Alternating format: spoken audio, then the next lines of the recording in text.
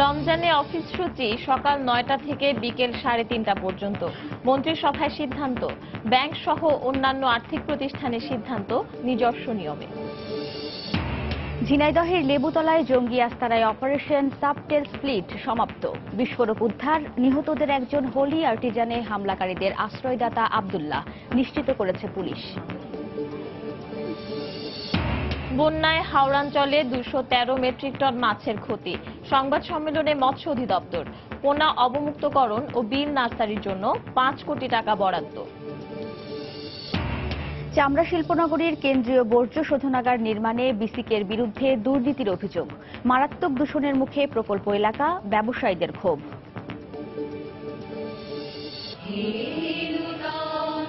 দেখা দিন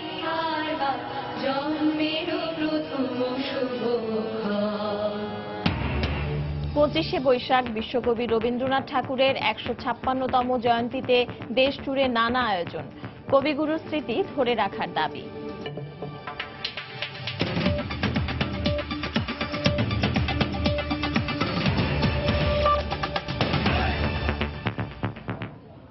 বাংলার সময়ের সঙ্গে আছি আমি ওয়াহিদা স্বপ্না এবং আমি পারমিতাহীন।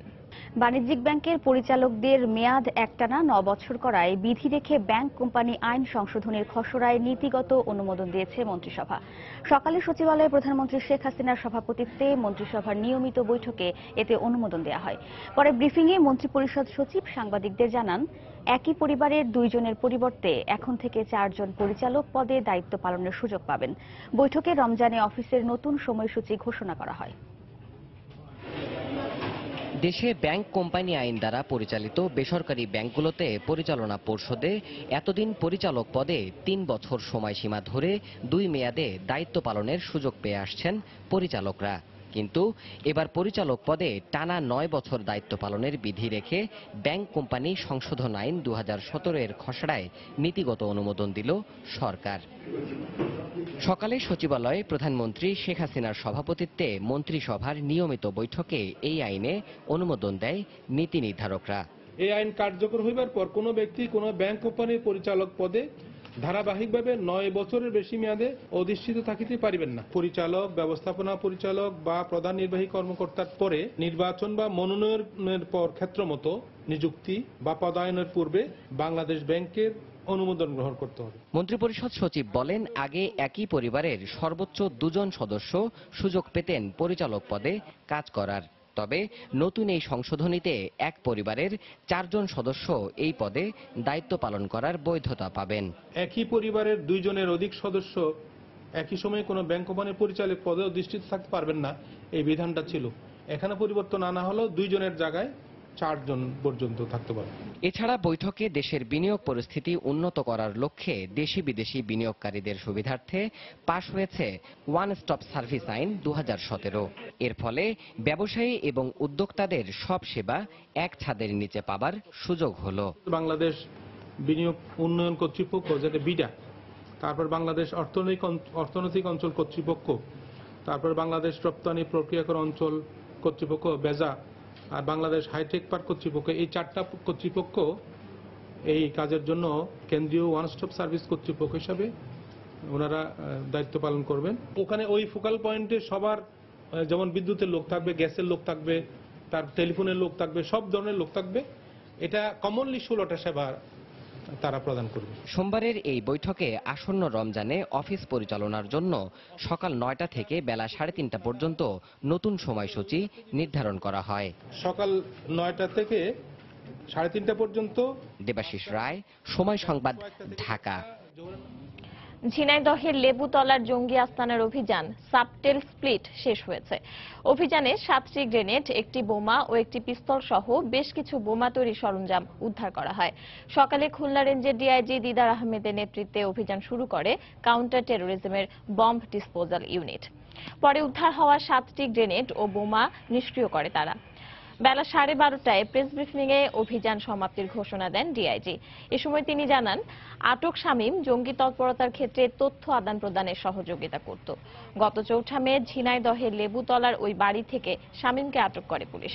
পরে তার দেয়া তথ্য অনুযায়ী রোববার ঝিনাইদহ সদরের লেবুতলা ও মহেশপুর উপজেলার বজরাপুর এলাকার হঠাৎ পাড়ায় একটি বাড়িতে অভিযান চালায়। সেখানে আত্মঘাতী বোমা বিস্ফোরণে একজন ও গুলিতে একজন নিহত হয়। এর মধ্যে তুহিন নামের একজনের পরিচয় নিশ্চিত হওয়া গেলেও আরেকজনের পরিচয় পাওয়া যায়নি।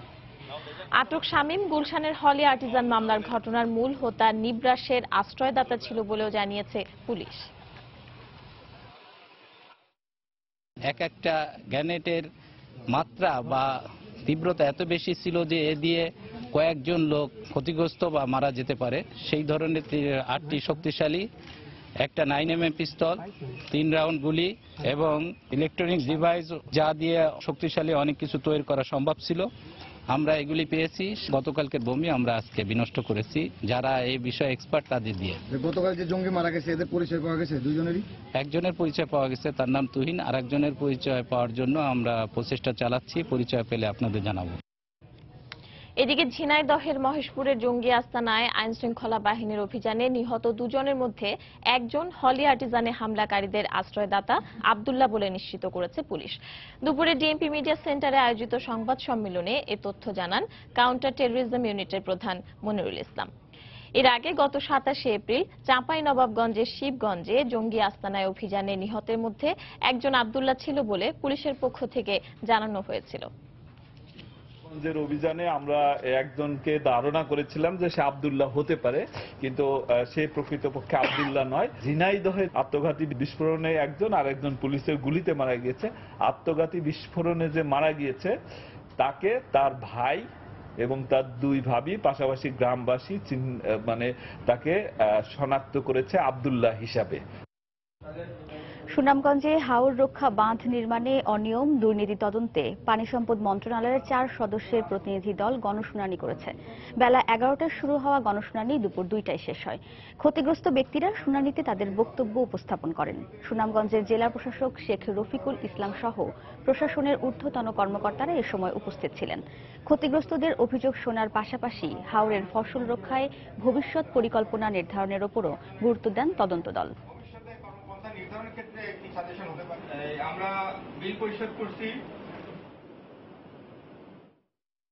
খননের ব্যাপারে মতামত আসছে, রাবার ড্যামের ব্যাপারে মতামত এসেছে এবং সর্বোপরি এই ফসল সহনশীল একটা ফসলের জাত উদ্ভাবনের ব্যাপারে মতামত আসছে। সবকিছু মিলে আমাদের অ্যাড্রেস করতে হচ্ছে। দীর্ঘদিনের যে সমস্যা 1 বছর হবে না, তবে আমরা যদি আন্তরিকভাবে চেষ্টা করি এবং সঠিক পথে সঠিক ট্র্যাকে যদি থাকতে পারি তাহলে ভবিষ্যতে আমরা একটা ভালো রেজাল্ট, ইতিবাচক ফলাফল পাবো। এদিকে হাওরের পানিতে অক্সিজেন কমে যাওয়া ও অ্যামোনিয়ার পরিমাণ বেড়ে যাওয়ায় মাছের মরক দেখা দিয়েছিল বলে জানিয়েছেন মৎস্য অধিদপ্তরের মহাপরিচালক সৈয়দ আরিফ আজাদ। বিকেলে মৎস্য ভবনের সংবাদ সম্মেলনে তিনি জানান, হাওড়া অঞ্চলে বর্তমানে পানির গুণাগুণ স্বাভাবিক পর্যায়ে চলে এসেছে। বন্যায় 213 মেট্রিক টন মাছের ক্ষতি হয়েছে। এ ক্ষতি পুষিয়ে নিতে পোনা অবমুক্তকরণ ও বিল নার্সারির জন্য প্রায় 5 কোটি টাকা বরাদ্দ দেওয়া হয়েছে বলেও জানানো হয়। ল্যাবরেটরি পরীক্ষার যে রিপোর্ট তাতে নিশ্চিত করেছে যে কোনো কীটনাশকের বিষক্রিয়ার কারণে মাছ মারা যেয়েছে, এই তথ্যটা সঠিক না। আমরা এখনো মনে করি যে অ্যামোনিয়া বেড়ে যাওয়া এবং অক্সিজেন ব্যাপকভাবে কমে যাওয়া, এই দুইটাই ছিল মূলত মাছ মরে যাওয়ার কারণ। আমাদের লস হয়েছে 213 টন। কাজে পোনা দিয়ে আমাদের এটা রেস্টোর করা ইনশাল্লাহ সম্ভব হবে। এছাড়াও বিল নার্সারি কার্যক্রমের মাধ্যমে আমাদের একটা ব্যাপক রেস্টোরেশন হবে। বাংলার সময় আরো থাকছে। গাইবান্ধায় ব্রহ্মপুত্র বন্যা নিয়ন্ত্রণ বাঁধের ভেঙে যাওয়া অংশ শুধু বালু দিয়ে পুনর্নির্মাণের অভিযোগ। অস্বীকার পানি উন্নয়ন বোর্ডের, শঙ্কিত এলাকাবাসী।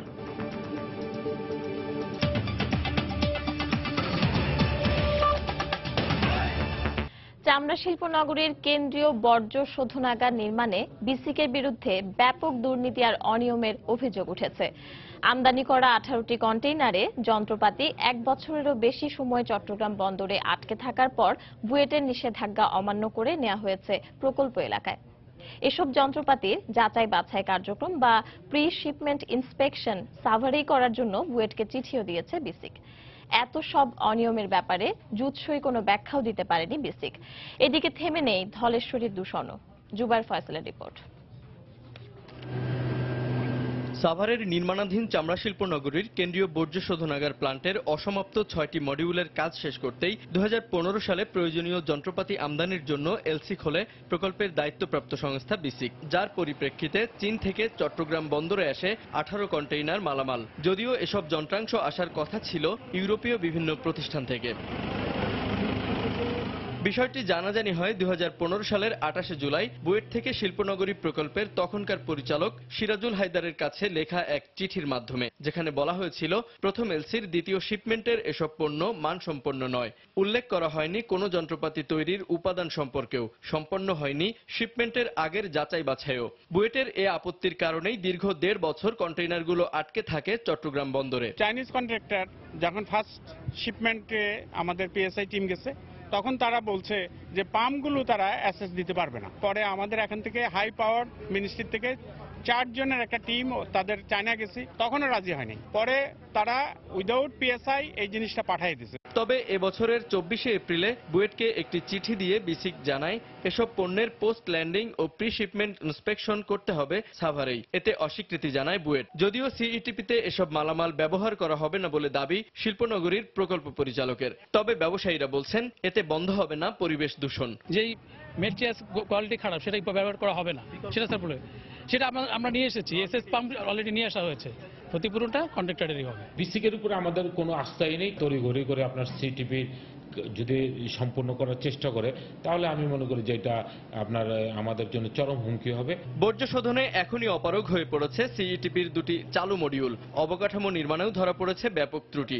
খালি চোখে থামরুলে দেখতে পাচ্ছেন আপনারা জং ধরে আছে, তারপরে সিঁড়ির যে ঢালাইগুলো দেখলেন ফাটা ফাটা অবস্থা, সেখানে যদি সালফাইড করোনেশন হয়ে যায়, এতে হবে কি এটা 6 মাস টিকবে, সিঁড়িগুলো খসে খসে পড়ে যাবে অটোমেটিক। যেখানে মানুষের জীবন হানির ব্যাপার, সেখানে তো কম্প্রোমাইজের কোনো প্রশ্নই আসতে পারে না। এই অবস্থায় চালু মডিউল থেকে সম্পূর্ণভাবে বর্জ্য শোধন না হওয়ায় মারাত্মক দূষণের কবলে পড়েছে প্রকল্পের চারপাশের জনপদ ও জলাধার। রাষ্ট্রের উন্নয়ন আর অগ্রযাত্রা নিয়ে সরকার আর সরকারি প্রতিষ্ঠান সবসময় একই ভাবনা যে ভাবেন না, তার বড় প্রমাণ সাভারের নতুন চামড়া শিল্পনগরী। একদিকে সিইটিপিতে ঢুকছে নিম্নমানের যন্ত্রপাতি, অন্যদিকে সেই সিইটিপি থেকে বের হওয়া দূষিত পানি চোরাপথে ফেলা হচ্ছে ধলেশ্বরী নদীতে। এরকম অব্যবস্থাপনা আর গাফিলতির শেষ কোথায় তা জানে না কেউ। জুবাইর ফয়সাল, সময় সংবাদ, হেমায়েতপুর, ঢাকা। এরশাদের রাজনৈতিক জোট লোক দেখানো বলে মন্তব্য করেছেন বিএনপির সিনিয়র যুগ্ম মহাসচিব রুহুল কবির রিজভী। তিনি বলেন, ক্ষমতাসীনদের মদদে সাধারণ মানুষের মাঝে বিভ্রান্তি সৃষ্টির জন্যই এই জোট তৈরি করা হয়েছে। দুপুরে কুমিল্লা জেলা ও দায়রা জজ আদালতে বাসে পেট্রোল বোমা হামলার মামলায় হাজিরা শেষে তিনি এ মন্তব্য করেন। রাজনীতিতে যে দৃঢ়তা, রাজনীতিতে যে আদর্শবোধ, এগুলো কিছুই নেই। এটা একটা লোক দেখানো জোট, মানুষের কাছে একটা বিভ্রান্তি তৈরি করার। আসলে উনি ক্ষমতাসীন জোটের সাথেই আছেন এবং তাদের সাথে মিলেই এই কাজগুলো তিনি করছেন। এবং এই এরশাদের নেতৃত্বে যেটা জোট, এটা হচ্ছে আওয়ামী জোটেরই একটি বি টিম। নরসিংদীর রায়পুরায় আধিপত্য বিস্তারকে কেন্দ্র করে দুপক্ষের সংঘর্ষে অন্তত 2 জন নিহত হয়েছেন, আহত হয়েছেন কমপক্ষে 15 জন। দর্শক, এই মুহূর্তে নরসিংদীর সদর হাসপাতালে আছেন সহকর্মী আশিকুর রহমান পিয়াল। বিস্তারিত জানতে টেলিফোনে কথা বলছি তার সঙ্গে। পিয়াল, আপনি কি জেনেছেন যে কি বিষয়ে এই ঘটনার সূত্রপাত? পারমিতা, আসলে আপনি যেমনটি বলছিলেন যে আধিপত্য বিস্তারকে কেন্দ্র করে রায়পুরা উপজেলার যে বাঁশগাড়ি এলাকায় যে সংঘর্ষটি হয়েছে, তার পেছনের দিকে যদি একটু বলি যে ইউনিয়ন পরিষদের নির্বাচনের পরপরই কিন্তু এই বাঁশগাড়ি এলাকায় আসলে 2 চেয়ারম্যানের সমর্থকদের মধ্যে আসলে সংঘর্ষ চলে আসছিল। তো এই ধারাবাহিকতায় আসলে গত 19শে এপ্রিলও কিন্তু তাদের মধ্যে 2 চেয়ারম্যান যে সিরাজুল হক এবং শাহেদ সরকার, এই 2 চেয়ারম্যানের মধ্যে সমর্থকদের মধ্যে সংঘর্ষ হয়েছিল শেষ 19শে এপ্রিল। তখনও কিন্তু আসলে এই সংঘর্ষে 1 জন নিহত হয়েছিল। তো ওই ঘটনার পরপরই কিন্তু এলাকায় বিভিন্ন সময় উত্তেজনা বিরাজ করে আসছিল। সেই ঘটনার পরপরই আজকে সকালে বাঁশগাড়ি এলাকায় উত্তেজনা বিরাজ করছিল। এর পরপরই আসলে দুপুরে দিকে সিরাজুল হক এবং শাহেদ সরকারের সমর্থকেরা সংঘর্ষে বেড়ে যায় এবং সেই ঘটনার পরপরই আসলে যে জায়গায় আসলে বাঁশগাড়ি এলাকা আগে দেশীয় অস্ত্র ব্যবহার হতো সেই জায়গায় আজকে আগ্নেয় অস্ত্র আসলে ব্যবহার করা হয়েছে। আমি স্থানীয় লোকজনদের সাথে কথা বলছি, তারা আমাকে যেটি জানিয়েছেন যে সিরাজুল হক যিনি বর্তমান চেয়ারম্যান আছেন তিনি আজকে সাহেব সরকার সাবেক চেয়ারম্যানের সমর্থকদের উপরে হামলা চালায়। সেই হামলায় আসলে 2 জন মারা যায় এবং আহত হয়েছে 15 জন। তো এই ব্যাপারে আমি নরসিংদী অতিরিক্ত পুলিশ সুপারের সাথে কথা বলেছি, উনি আমাকে জানিয়েছেন যে পরিস্থিতি নিয়ন্ত্রণে আনার জন্য এলাকায় বাঁশগাড়ি এলাকায় অতিরিক্ত পুলিশ মোতায়েন করা হয়েছে এবং এই ধরনের ঘটনা আসলে ভবিষ্যতে যেন না ঘটে সে ব্যাপারে আসলে কঠোরভাবে আইনগতভাবে ব্যবস্থা নেওয়া হবে বলে উনি আমাকে জানিয়েছেন। পারমিতা। দর্শক, আমরা কথা বলছিলাম নরসিংদীর রায়পুরায় আধিপত্য বিস্তারকে কেন্দ্র করে দুপক্ষের সংঘর্ষে 2 জন নিহত এবং বেশ কয়েকজন যে আহত হয়েছেন। আমাদেরকে সর্বশেষ খবর জানাচ্ছিলেন আমাদের সহকর্মী আশিকুর রহমান পিয়াল। চলে যাচ্ছি পরের খবরে। চট্টগ্রামে গোলাম মোস্তফা নামে এক যুবলীগ নেতাকে কুপিয়ে হত্যা করেছে দুর্বৃত্তরা। গতরাতে মিরেরসরাইয়ে নিজ বাড়ির সামনে তাকে হত্যা করা হয়। পুলিশ ও স্বজনরা জানান, নিজ ব্যবসা প্রতিষ্ঠান থেকে বাড়ি ফেরার পথে তার উপর হামলা চালায় দুর্বৃত্তরা। এ সময় তাকে এলোপাথারি কুপিয়ে পালিয়ে যায় তারা। সকালে লাশ দেখতে পেয়ে থানায় খবর দেয় স্থানীয়রা। পরে পুলিশ ঘটনাস্থলে পৌঁছে মরদেহ উদ্ধার করে ময়নাতদন্তের জন্য চট্টগ্রাম মেডিকেল কলেজ হাসপাতালে পাঠায়। জমি সংক্রান্ত বিরোধের জের ধরে তাকে হত্যা করা হয়েছে বলে অভিযোগ করেছেন স্বজনরা। নিহত গোলাম মোস্তফা মিরেরসরাইয়ের করেরহাট ইউনিয়ন যুবলীগের সহ সভাপতি ছিলেন। বাইরগুলো দ্বন্দ্ব আরো জায়গা নিয়ে নাসির ও জাঙ্কির দ্বন্দ্ব, পূর্বের কোনো শত্রু নেই। এরাই মারতে, বাইরে কোনো শত্রু নেই, রাজনীতি কোনো গ্রুপই নাই। কে বা কারা জানি মাইরা ওনার বাড়ির দরজার সামনে ফালাই গেছে। সকালবেলা আমরা যাই ওনার লাশ উদ্ধার করে হাসপাতাল নিয়ে আসি এবং বর্তমানে আসামি ধরার জন্য পুলিশ তৎপর আছে। বরিশালে রং মিস্ত্রি আজাদের হত্যাকারীদের গ্রেফতার ও বিচারের দাবিতে বিক্ষোভ করেছে নির্মাণ শ্রমিকরা। এ সময় বেশ কয়েকটি অটোরিকশা ভাঙচুর করা হয়। পূর্ব ঘোষণা অনুযায়ী নগরীর বিবিরপুকুর এলাকা থেকে একটি বিক্ষোভ মিছিল বের করেন নির্মাণ শ্রমিকরা। মিছিলটি গুলবাগ এলাকায় পৌঁছালে হঠাৎ করে কয়েকটি ব্যাটারি চালিত অটোরিকশা ভাঙচুর করেন তারা। একই দাবিতে দিনব্যাপী কর্মবিরতিও পালন করা হয়। দাবি আদায় না হওয়া পর্যন্ত আন্দোলন অব্যাহত থাকবে বলে জানান নির্মাণ শ্রমিকরা। গত 30 এপ্রিল কাজে যোগ না দেয়ায় রং মিস্ত্রি আজাদের মাথা দেয়ালে ঠুকে আহত করে একটি বাড়ির মালিক। পরে চিকিৎসাধীন অবস্থায় 4 মে তার মৃত্যু হয়। আজাদ হত্যার প্রতিবাদে তাদের দৃষ্টান্তমূলক শাস্তির দাবিতে, গ্রেপ্তারের দাবিতে আজকে সারা দিন আমাদের সমস্ত নির্মাণ শ্রমিকদের কাজ বন্ধ রাখা হয়েছে। আমার ভাই আজাদকে এই কবির নির্মমভাবে হত্যা করেছে, শুধু হত্যাই করে নাই, তারা চিকিৎসা পর্যন্ত করতে দেয় নাই। যত তাড়াতাড়ি পারবে পুলিশ গ্রেফতার করবে, এই দাবিতে আমরা মানববন্ধন করতেছি।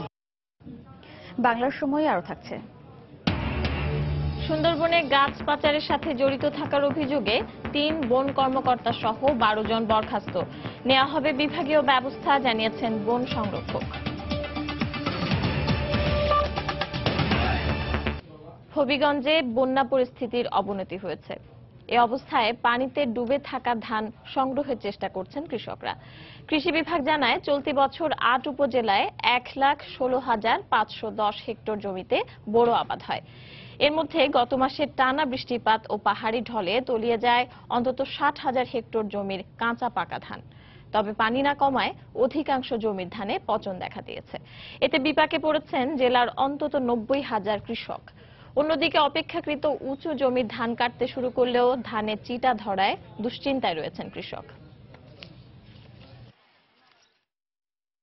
এখন টানিয়া তুলতাছি, যা আসিল যে হতে সব হচ্ছে গেছি, এখন আর কুস্তা তারার মতো আর নাই। আমরা গরিব মানুষ 1-2 কের করছিলাম জমিন, ভেন কইরা ইতো পানি চলে গেছে। সরকারের সাহায্য আমরা সামনে তো করা না করা মান কইতে করমু, ইটাই বাদ পাইতো না একবার কর্ম ক্ষেত্র থেকে।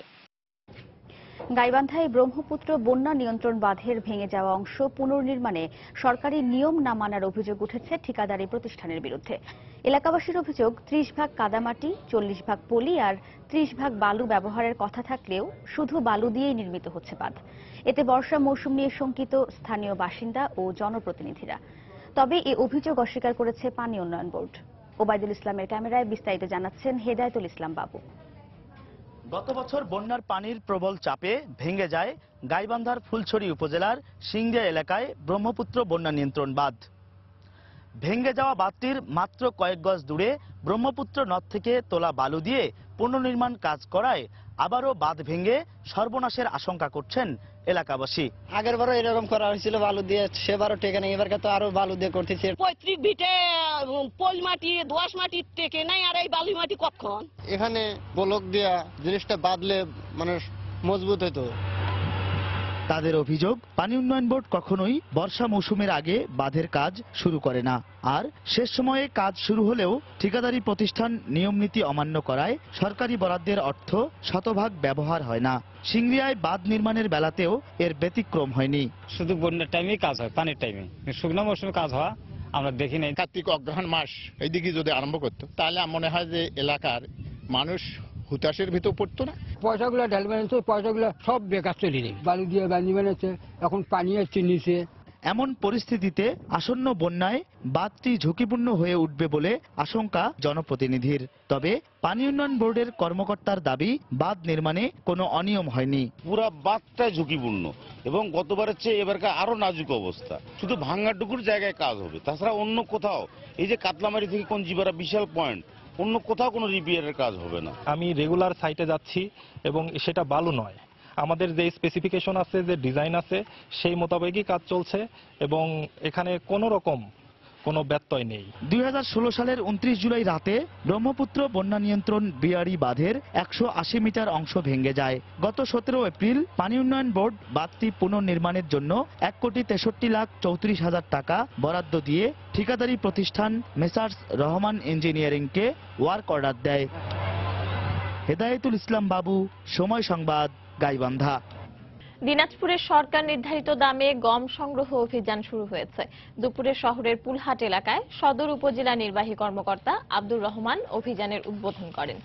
এ সময় তিনি বলেন, কৃষকরা যেন সঠিক মূল্য পায় সেজন্য সরকার গম ও চালের ক্রয় মূল্য নির্ধারণ করেছে। জেলা খাদ্য বিভাগ জানায়, পুরো জেলায় 4,568 মেট্রিক টন গম ক্রয় সংগ্রহ করা হবে। প্রতি কেজি 28 টাকা দরে আগামী 30 জুন পর্যন্ত গম সংগ্রহ চলবে। আসন্ন বর্ষা মৌসুমে পাহাড়ে প্রাণহানি ঠেকাতে শিগগিরই চট্টগ্রামের পাহাড়গুলোতে অবৈধ বসবাসকারীদের উচ্ছেদের পাশাপাশি গ্যাস, বিদ্যুৎ ও পানির সংযোগ বিচ্ছিন্ন করা হবে। বিকেলে পাহাড় ব্যবস্থাপনা কমিটির বৈঠকে এই সিদ্ধান্ত নেওয়া হয় বলে জানিয়েছেন চট্টগ্রামের বিভাগীয় কমিশনার মোহাম্মদ রুহুল আমিন। আমাদের যে সমস্ত অবৈধ পাহাড়গুলো আছে সেখানে উচ্ছেদ কার্যক্রম চলবে এবং যেখানে অবৈধ সংযোগ আছে, যেমন বিদ্যুৎ, গ্যাস, চট্টগ্রাম ওয়াসা, পানি, এই বিষয়গুলো তারা তাদের সংস্থা থেকে সংযোগ বিচ্ছিন্ন করার কার্যক্রম গ্রহণ করবে এবং এই সবার সিদ্ধান্ত অনুযায়ী তারা যদি না করে তাদের বিরুদ্ধে আমরা ব্যবস্থা গ্রহণের জন্য ঊর্ধ্বতন কর্তৃপক্ষ বরাবর আমরা লিখব। সুন্দরবনে গাছ পাচারের অভিযোগে 3 কর্মকর্তা সহ 12 জনকে সাময়িক বরখাস্ত করেছে বন বিভাগ। দুপুরে বন বিভাগের খুলনা সার্কেলের বন সংরক্ষক আমির হোসাইন চৌধুরী বরখাস্তের বিষয়টি নিশ্চিত করেন। বন বিভাগ জানায়, চাঁদপাই রেঞ্জের জোংরা ক্যাম্পের বন কর্মকর্তা আব্দুর রউফ, বন প্রহরী বিধানচন্দ্র হালদার ও আলী আহমদ সহ 12 জনকে সাময়িক বরখাস্ত করা হয়। তাদের বিরুদ্ধে শরণখোলা রেঞ্জ থেকে গোলপাতার আড়ালে সুন্দরী গাছ কেটে পাচার এবং জোংরা টহলফাড়ি এলাকা থেকে 1000 ঘনফুট সুন্দরী গাছ কাটার অভিযোগ ওঠে। এ ঘটনায় গঠিত আলাদা দুটি তদন্ত কমিটির প্রতিবেদনের সুপারিশে তাদের বরখাস্ত করা হয় বলে জানায় বন বিভাগ। চাঁদপাই রেঞ্জের জোংরা এবং শরণখোলা রেঞ্জের গোলপাতা এলাকায় আমরা কিছু অনিয়ম আমরা তদন্তে পেয়েছি। সেই আলোকে আমরা কর্মকর্তা 3 জন এবং কর্মচারী সহ আমরা টোটাল 12 জনকে সাময়িক বরখাস্ত করেছি। তাদের এই তদন্ত কার্য অব্যাহত আছে। তারা দোষী প্রমাণিত হলে আইনানুগ ব্যবস্থা গ্রহণ করা হবে। দেশের বিভিন্ন স্থানে নানা কর্মসূচির মধ্য দিয়ে পালন করা হচ্ছে আন্তর্জাতিক রেড ক্রিসেন্ট দিবস। সকালে ফেনী সরকারি কলেজ মাঠ থেকে একটি র্যালি বের করে বাংলাদেশ রেড ক্রিসেন্ট সোসাইটি। র্যালিটি শহরের গুরুত্বপূর্ণ সড়ক ঘুরে কেন্দ্রীয় শহীদ মিনারে গিয়ে শেষ হয়। এতে ব্যানার, ফেস্টুন সহ শিক্ষার্থীরা অংশ নেন।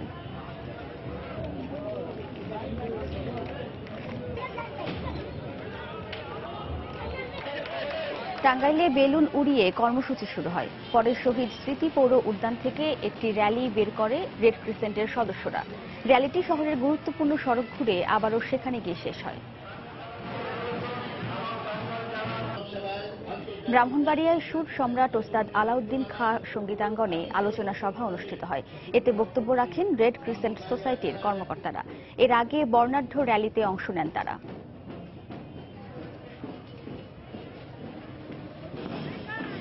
যশোরের জেলা প্রশাসকের নেতৃত্বে র্যালি বের করা হয়। এতে পতাকা ও ব্যানার ফেস্টুন সহ অংশ নেন বিভিন্ন শিক্ষা প্রতিষ্ঠানের শতাধিক শিক্ষার্থী।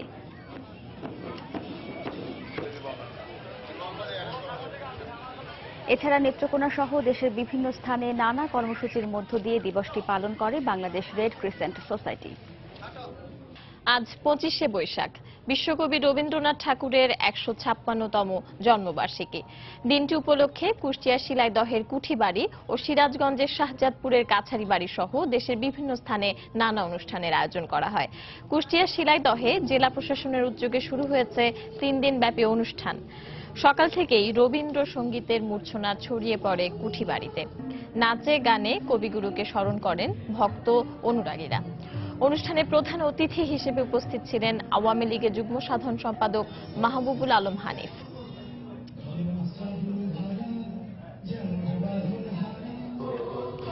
এদিকে সকালে জাতীয় রবীন্দ্রসঙ্গীত সম্মিলন পরিষদের উদ্যোগে ময়মনসিংহের জয়নুল উদ্যানের বৈশাখী মঞ্চে সাংস্কৃতিক অনুষ্ঠানের আয়োজন করা হয়।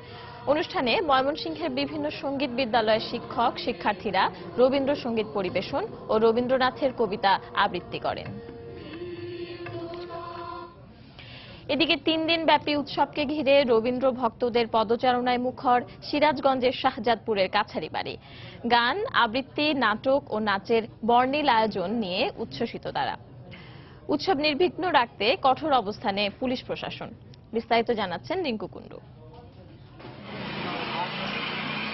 উৎসবমুখর পরিবেশে বিশ্বকবি রবীন্দ্রনাথ ঠাকুরের 156তম জন্ম জয়ন্তী উপলক্ষে সিরাজগঞ্জের শাহজাদপুরের কাছারি বাড়িতে শুরু হয়েছে 3 দিনব্যাপী রবীন্দ্র উৎসব। সকালে মঙ্গল প্রদীপ প্রজ্বলন করে উৎসবের উদ্বোধন করেন প্রধানমন্ত্রীর রাজনৈতিক বিষয়ক উপদেষ্টা এইচ.টি. ইমাম।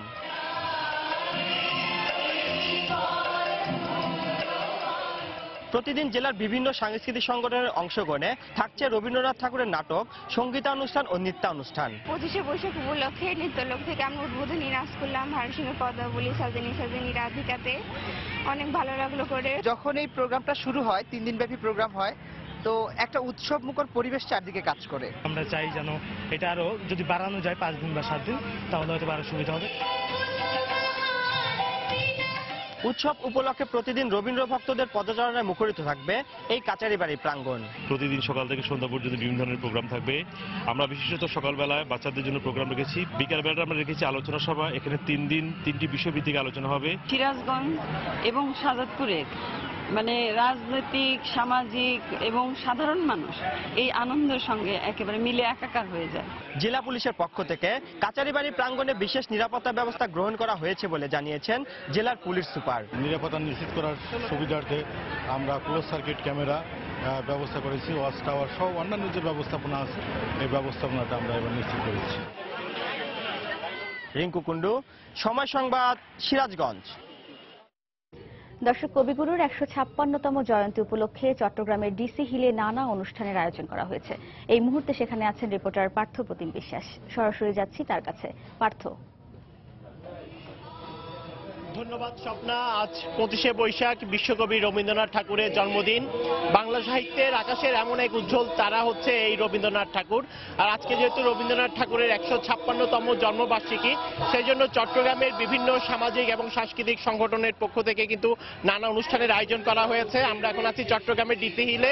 এখানে কিন্তু সম্মিলিত 25শে বৈশাখ উদযাপন পরিষদ তাদের যে অনুষ্ঠান, সে অনুষ্ঠানের আয়োজন করেছে। তো এই মুহূর্তে বৃন্দ আবৃত্তি অনুষ্ঠিত হচ্ছে। তো আমরা চলে যাচ্ছি বৃন্দ আবৃত্তিতে।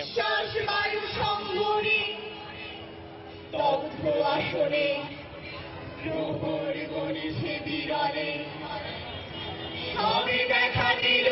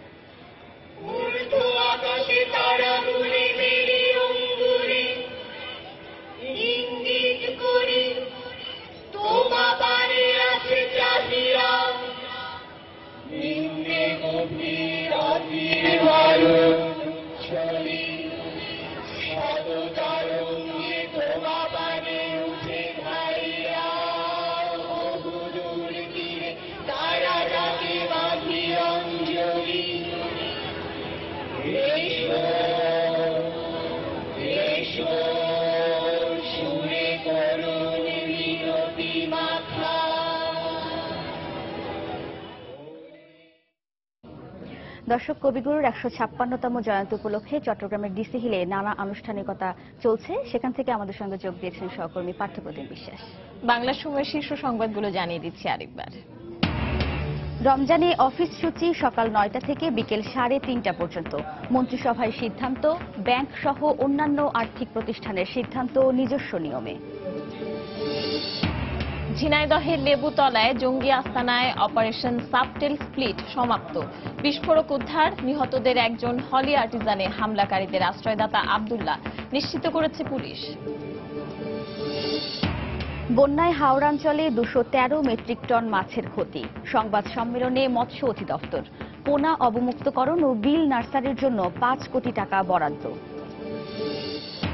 চামড়া শিল্পনগরের কেন্দ্রীয় বর্জ্য শোধনাগার নির্মাণে বিসিকের বিরুদ্ধে দুর্নীতির অভিযোগ। মারাত্মক দূষণের মুখে প্রকল্প এলাকা, ব্যবসায়ীদের ক্ষোভ।